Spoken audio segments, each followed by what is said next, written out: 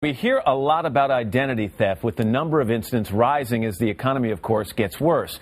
But there is one case with a bizarre twist. A California woman had her ID stolen and soon found money disappearing from her bank account.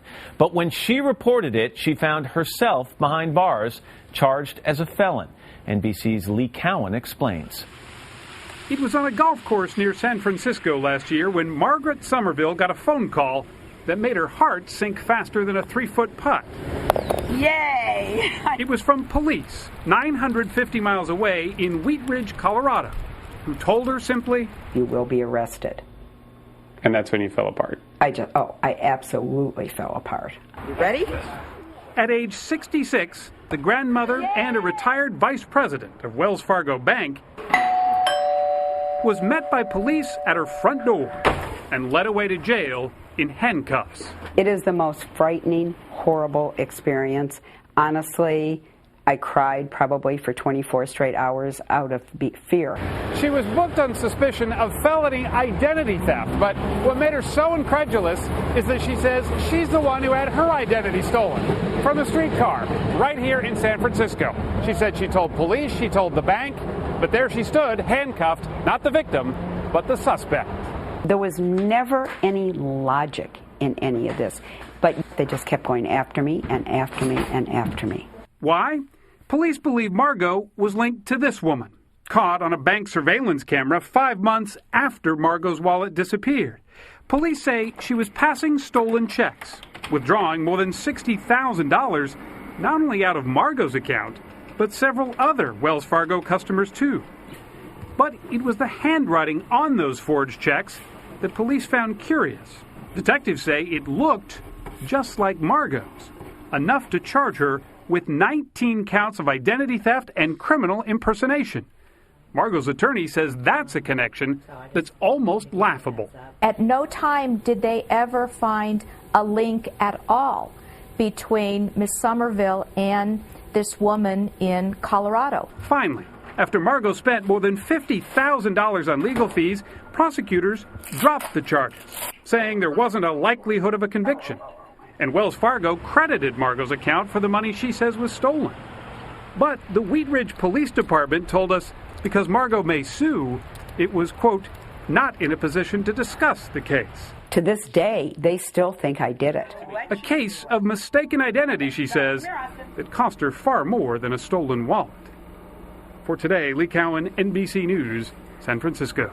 And Margot Somerville is here with her son, Todd Harris, who happens to be a contributor to MSNBC's Hardball with Chris Matthews, along with identity theft expert Jim Stickley. Good morning to all of you. Morning. You don't look like a crook to me.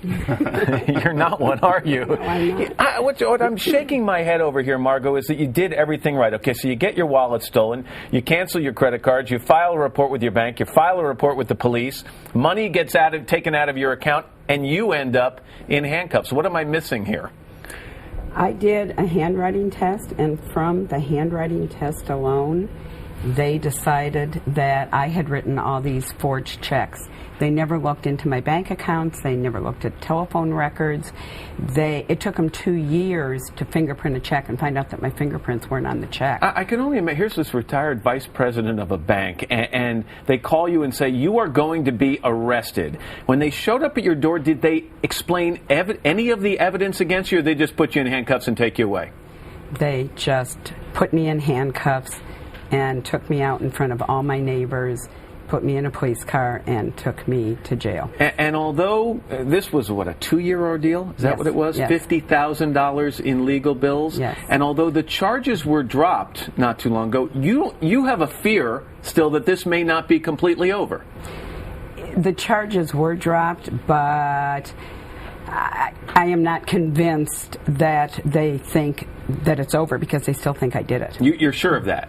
That's what the police told the San Francisco Chronicle. Basically, so they dropped the charges because they didn't think they could get a conviction, not because they're sure you're innocent. Exactly. Todd, exactly. At any point, when you're hearing this story, did you think, maybe my mom's living a double life? I had to teach her how to cut and paste on the computer. I'm pretty sure she's not the ringleader of identity theft network. What was your reaction when all this was happening? You feel so helpless, and I was scared, for what would happen to my mom. But mostly, I was angry. I was angry at the police and the DA for this Keystone Cop investigation, and I was angry at Wells Fargo, who I thought turned their back on my mom. We've got statements from those people. Jefferson County District Attorney Scott Story says prosecutors determined we did not have a reasonable likelihood of a successful conviction and that dismissing the case was in the interest of justice. And from Wells Fargo, we're very pleased that information Wells Fargo provided to the authorities and to Ms. Somerville's attorney led to the charges against her being dropped. You're shaking your head.